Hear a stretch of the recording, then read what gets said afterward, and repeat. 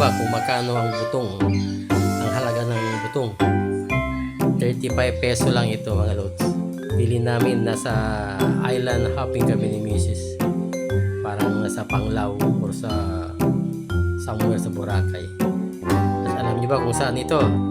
Sa highway lang po ito mga lods. Along the highway lang. Kaya kami lang kasi